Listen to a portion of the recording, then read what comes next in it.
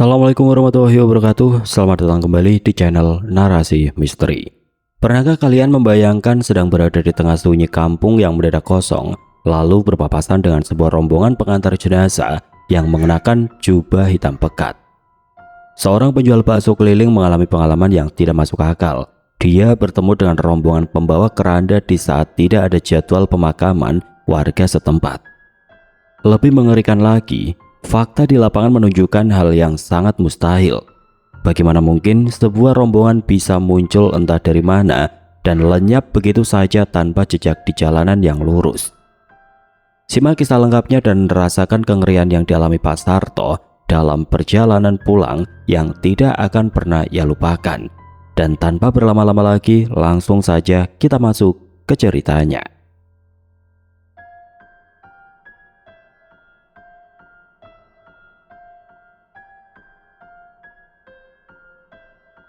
Jarum pendek di jam tangan Pak Sastro baru saja melewati angka 12, sedangkan jarum panjangnya menunjukkan tepat di angka 6, pukul 00.30 dini hari.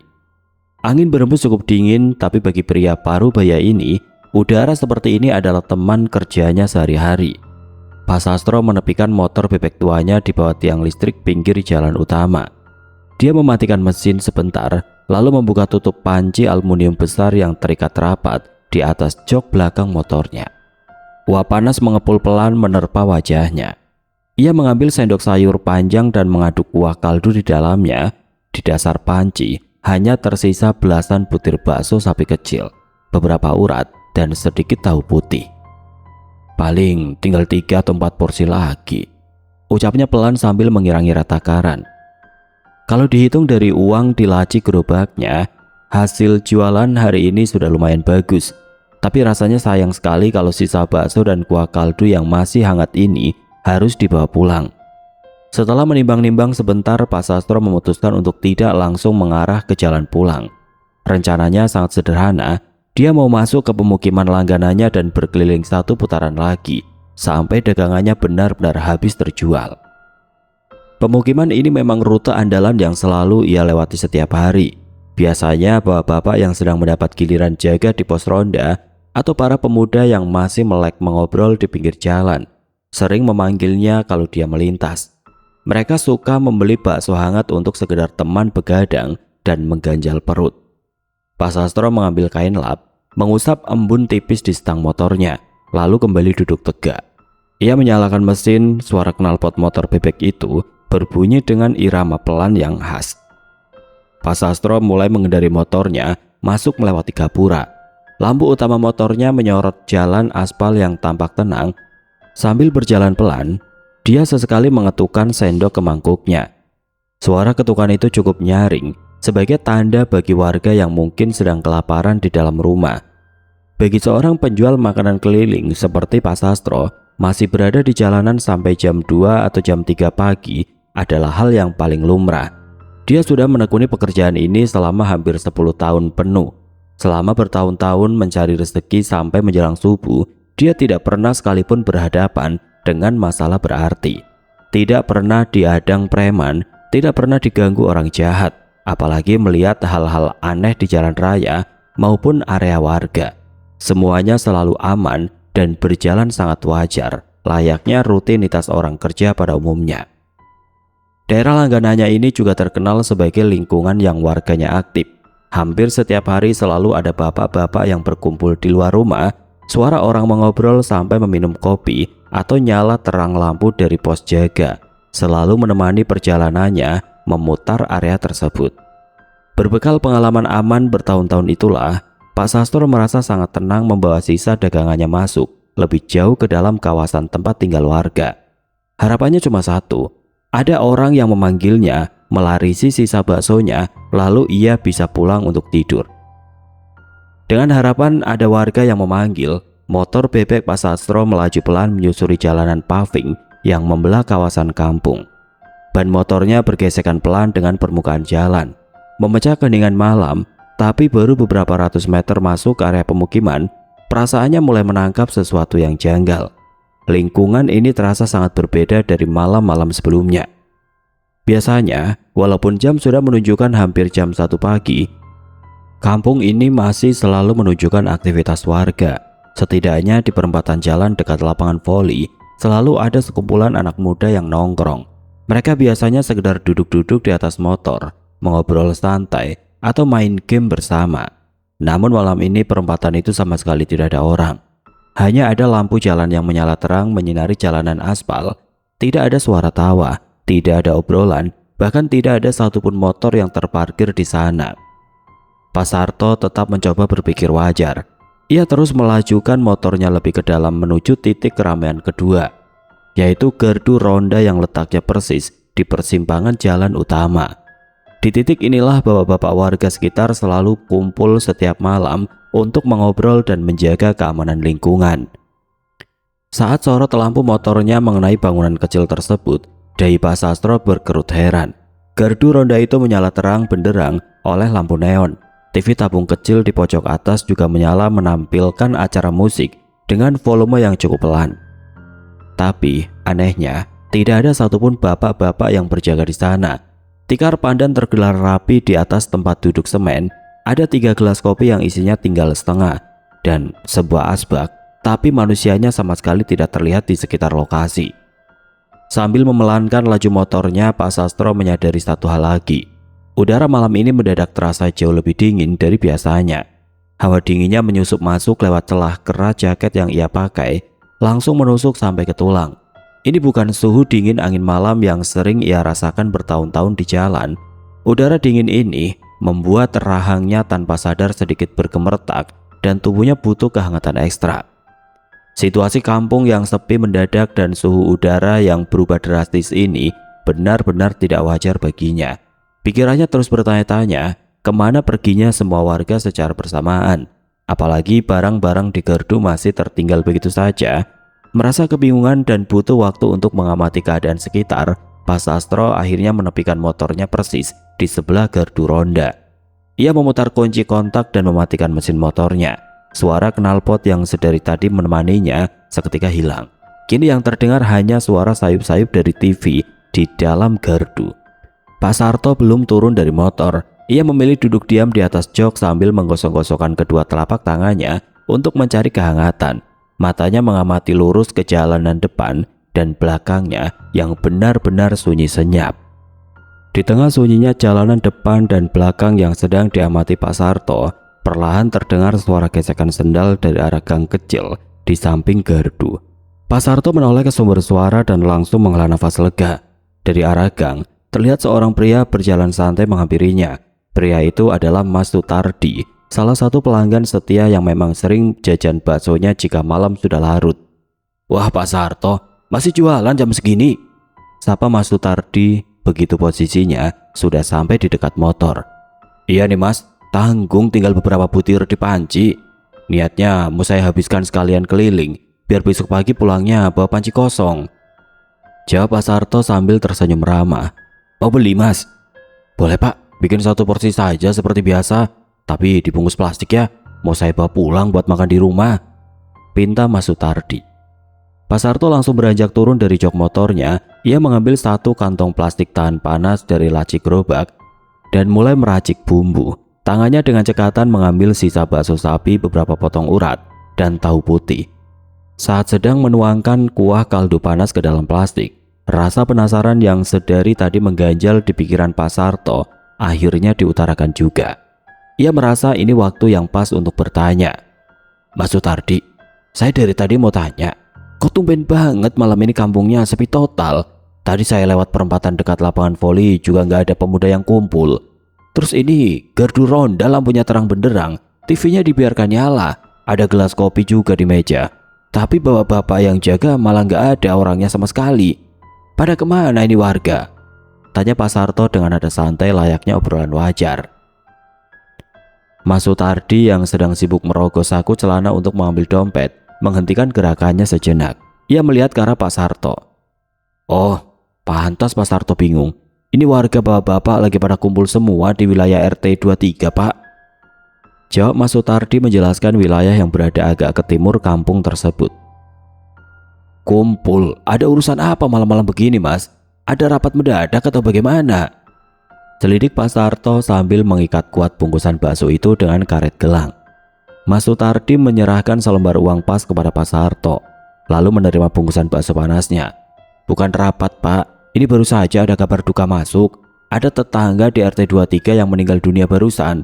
Makanya tadi bapak-bapak yang lagi pada asik ngopi dan jaga di gardu langsung buru-buru pergi ke sana semua buat kumpul dan bantu-bantu. Mendengar penjelasan langsung dari pelanggannya itu, Pak Sarto manggut-manggut. Kini pertanyaan di kepalanya terjawab sudah. Pantas saja suasana lingkungan malam ini mendadak kosong melompong. Semuanya memiliki alasan yang sangat jelas dan masuk akal. Karena ada warga yang meninggal, otomatis semua laki-laki berkumpul di satu titik untuk mengurus keperluan duka. Mengetahui alasan pastinya, pikiran Pak Sarto merespon dengan sangat wajar. Ia membayangkan tradisi kampung yang memang selalu mengedepankan kebersamaan. Sudah pasti semua laki-laki mulai dari bapak-bapak yang asalnya jaga malam sampai anak-anak muda sekarang sedang sibuk berkumpul di rumah duka. Sebagian lagi kemungkinan besar langsung menuju ke area tempat pemakaman umum atau TPU untuk kerja bakti menyiapkan liang lahat. Benar-benar masuk akal jika area depan kampung ini tidak ada manusia sama sekali. Ya sudah Pak Sarto, saya pamit pulang duluan ya. Mau langsung makan baksonya mumpung masih panas. Pamit Mas Sutardi membuyarkan lamunan singkat penjual bakso tersebut. Oh iya Mas, hati-hati, terima kasih ya, balas Pak Sarto sambil memasukkan uang lembaran ke dalam laci kayunya. Ia memperhatikan langkah Mas Sutardi yang semakin menjauh berjalan kaki sampai akhirnya pria itu masuk ke pekarangan rumahnya sendiri. Kini Pak Sarto kembali sendirian di dekat gardu ronda yang terang benderang itu. Suasana kembali sunyi senyap, hanya menyisakan suara pelan dari televisi tabung milik warga. Berdiri di samping motornya, perasaan tidak enak hati mulai muncul pada diri Pak Sarto. Rencana awal rute selanjutnya yang ingin ia putari adalah wilayah RT 23, karena di sana letak perumahan paling padat dan pelanggannya banyak. Namun setelah mendengar kabar duka barusan, logikanya langsung merespon untuk membatalkan rencana tersebut. Sangat tidak pantas rasanya jika ia tetap memaksakan diri berkeliling mencari uang di area warga yang sedang tertimpa musibah.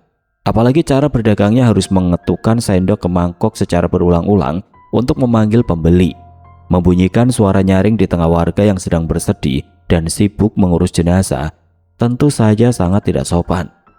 Sebagai pedagang yang sudah 10 tahun mencari rezeki di kampung ini, Pak Sarto sangat menghargai tata krama.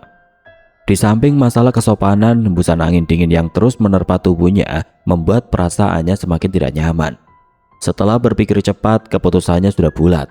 Pak Sarto memilih untuk batal berkeliling, sisa beberapa butir bakso di dalam panci, biarlah ia bawa pulang saja untuk dimakan sendiri bersama istri di rumah. Tanpa membuang waktu, Pak Sarto mulai merapikan barang-barang di atas gerobak motornya. Ia menekan tutup panci aluminium dalam-dalam dan memastikan ikatan karetnya sudah kencang agar kuah kaldu tidak tumpah selama perjalanan. Botol kecap, botol saus, dan wadah plastik sambal ia masukkan kembali ke rak bawah lalu ditutup rapat. Terakhir, lap kain yang tadi ia pegang diselipkan di sela-sela stang motor. Setelah memastikan semua peralatannya aman pada tempatnya, Pak Sarto menggeser posisi duduknya. Ia memegang setang dengan mantap, bersiap menyalakan mesin untuk mengakhiri jualannya malam ini dan langsung menempuh jalan pulang ke rumah. Tangan Pak Sarto sudah memegang erat stang motor bebeknya. Posisi duduknya sudah pas dan kaki kanannya bersiap menginjak tuas untuk menyalakan mesin. Namun belum sempat kakinya menekan tuas tersebut ke bawah, pandangannya tertuju pada ujung jalan lurus di depannya.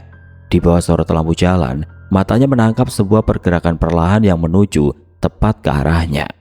Pak Sarto menghentikan niatnya menyalakan mesin.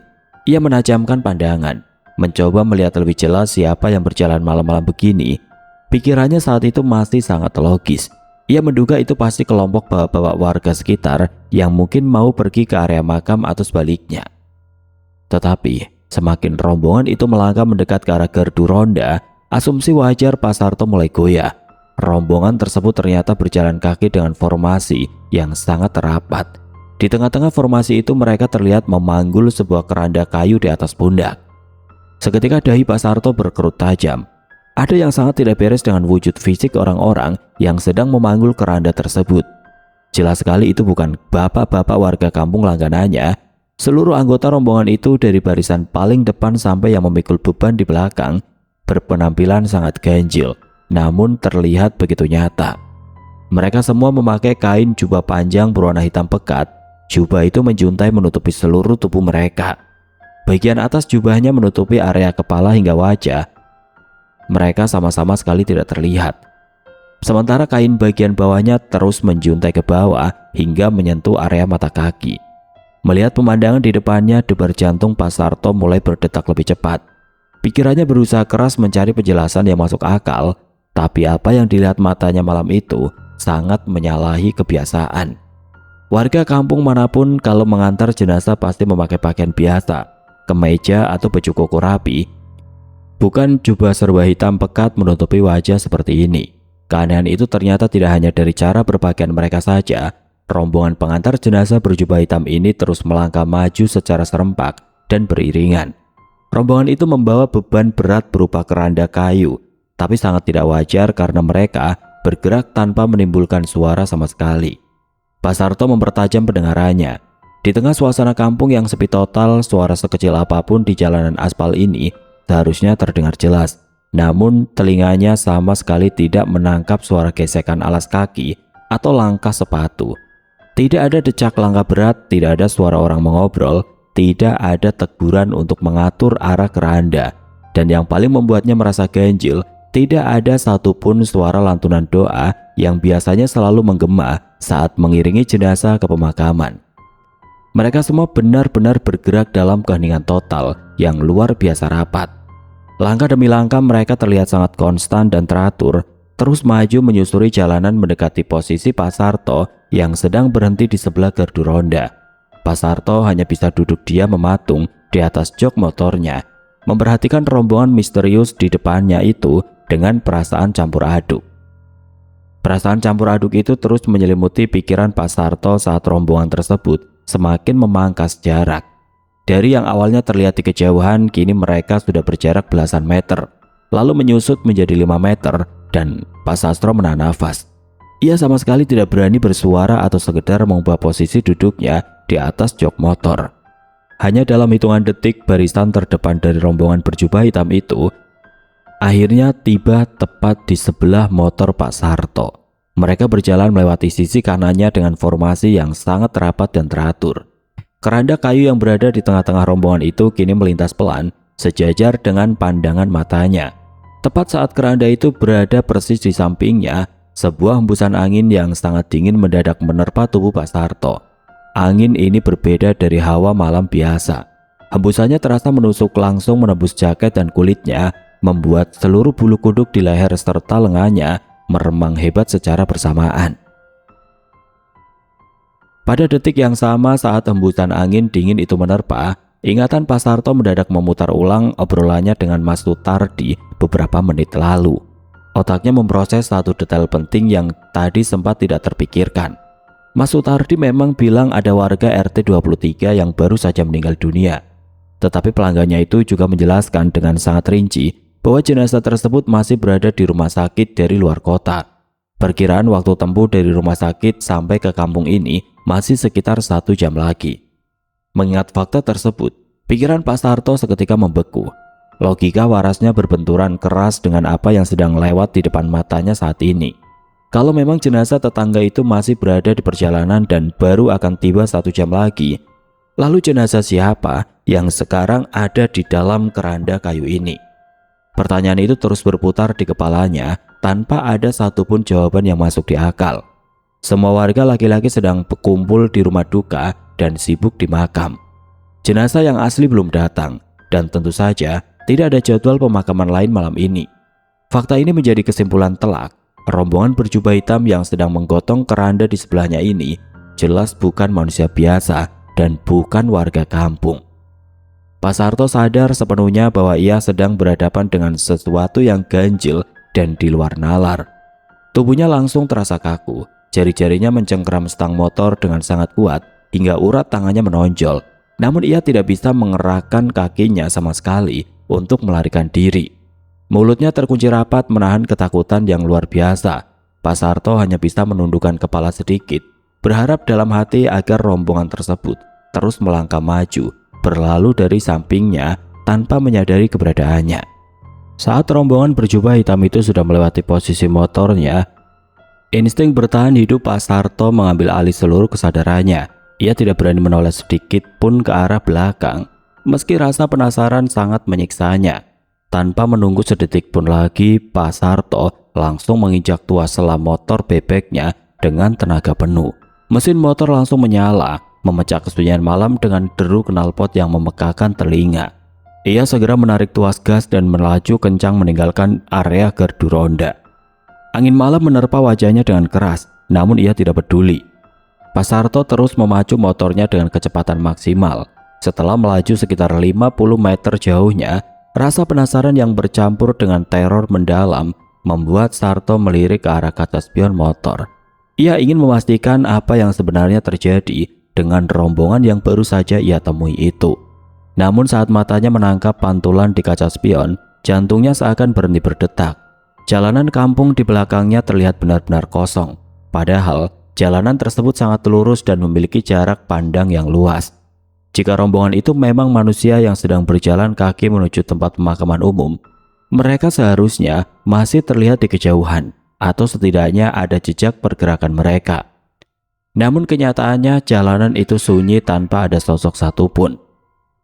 Tempat pemakaman umum sendiri letaknya masih sangat jauh di ujung jalan, melewati beberapa belokan lagi. Secara logika mustahil sekelompok orang yang memikul keranda kayu yang berat bisa berlari sangat kencang dalam waktu singkat hingga benar-benar menghilang dari pandangan. Pak Sarto sadar penuh bahwa apa yang dilihatnya barusan bukanlah manusia. Rombongan pengantar jenazah berjubah hitam itu memang sengaja muncul untuk sesuatu yang tidak bisa dijelaskan dengan akal sehat, lalu lenyap tanpa jejak begitu saja setelah melintasi posisinya. Menyadari bahaya yang baru saja dialaminya, Pak Sarto tidak memelankan laju motornya sedikit pun. Ia terus menarik tuas gas motornya dengan tangan yang gemetar hebat. Sepanjang sisa jalan menuju rumah, tubuhnya terus menggigil meskipun ia sedang berada di atas mesin motor yang panas. Pikirannya tidak lagi memikirkan sisa dagangan bakso yang ada di gerobak. Ia hanya ingin segera sampai ke rumah, mengunci pintu, dan melupakan kejadian ganjil yang baru saja ia alami. Sesampainya di halaman rumah, Pak Sarto segera memarkirkan motor dan masuk ke dalam dengan terburu-buru. Ia mengunci pintu rapat-rapat, lalu duduk bersandar di dinding ruang tamu sambil mengatur nafasnya yang tersengal. Malam itu Pak Sarto memutuskan untuk tidak lagi berdagang hingga jam 2 atau 3 pagi. Pengalaman bertemu dengan rombongan misterius di dekat gardu ronda telah memberinya pelajaran nyata tentang apa yang ada di balik kesunyian malam, yang tidak seharusnya ia temui lagi. Ia menghela nafas panjang, mencoba menenangkan diri hingga rasa menggigil di tubuhnya perlahan hilang.